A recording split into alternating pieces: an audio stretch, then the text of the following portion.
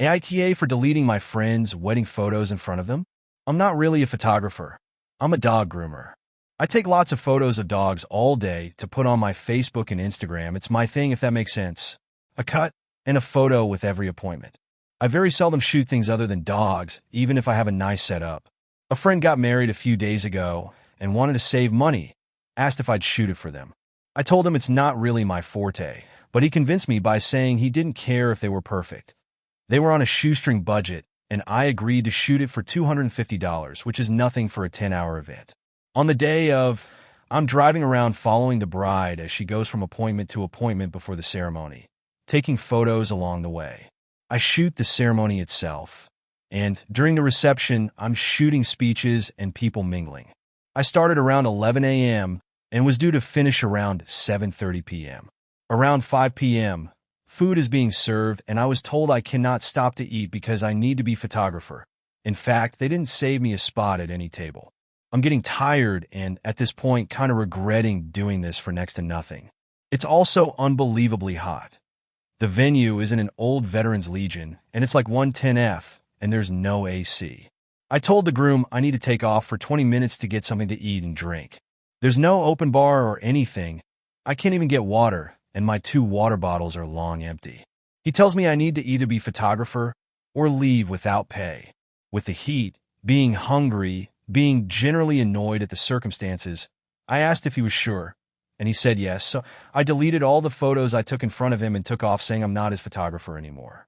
If I was to be paid $250, honestly at that point, I would have paid $250 just for a glass of cold water and somewhere to sit for 5 minutes. Was I the asshole? They went right on their honeymoon, and they've all been off of social media, but a lot of people have been posting on their wall asking about photos with 0 responses. Update 1. I previously made a post you can find here and want to provide an update. This is a throwaway account, so I'm sorry for not replying to every DM, but I hope this answers many of the questions people had. Immediately after the wedding, they went off for their honeymoon. They went to a cottage up north and didn't use social media for a week.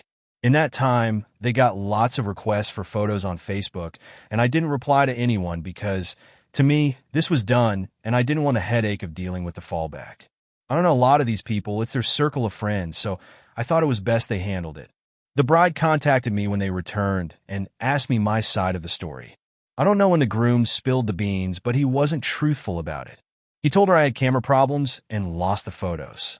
I told her plainly what happened and told her that while I felt guilty, it's no way to treat someone doing them a favor. She wasn't in the know about any of this and asked if there was any way we could mend this. We got to talking, and I've agreed to do a reshoot for some photos later in the season. She wants some photos of just them in an outdoors shoot, photos of the ring, some artsy-fartsy shots, and that's it. She offered me the original $250, and I agreed under the condition I'd bail at word 1 of crap from either of them. As for the original photos, I offered to bring my SD card to a place that could attempt to recover them, but at their cost, and she declined. Word did get out on social media about some of this, and we agreed to sweep it under the rug and try to defuse or play down what happened.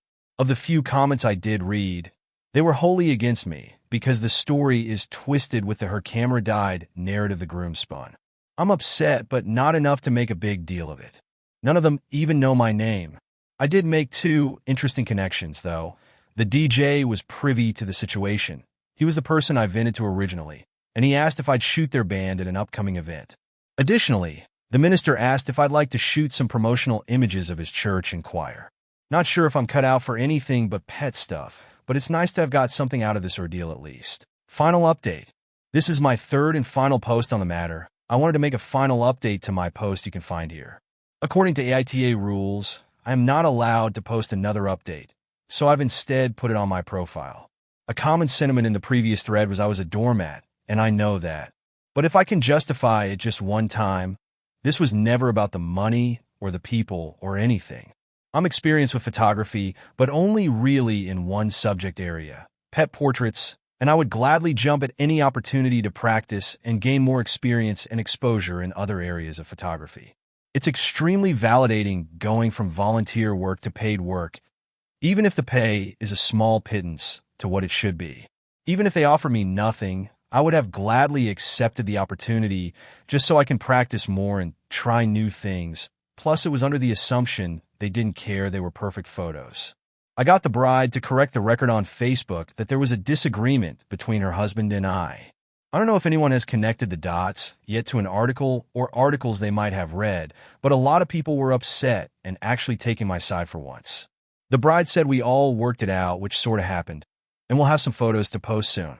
For my update, I bailed on the shoot.